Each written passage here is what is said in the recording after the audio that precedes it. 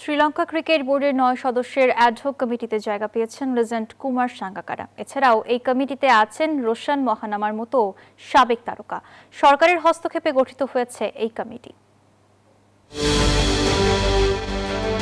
এবার বিসিবির পথ অনুসরণ করলো শ্রীলঙ্কা ক্রিকেট বোর্ড। আগের বোর্ডের সদস্যরা পদত্যাগ করায় ৯ সদস্যের অ্যাডহক কমিটি গঠন করেছে লঙ্কান সরকার, যার মধ্যে আছেন বিশ্বকাপ জয়ী সাবেক ক্রিকেট লিজেন্ড কুমার সাঙ্গাকারা।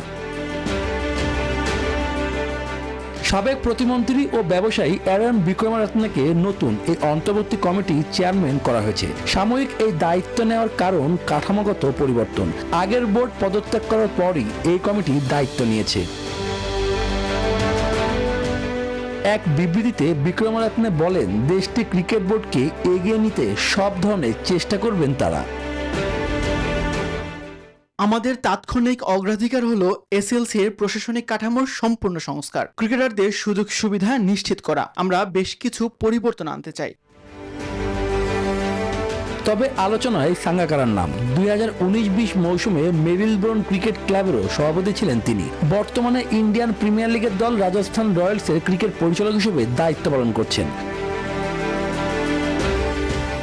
শুভ দেবনাথ, নিউজ 24।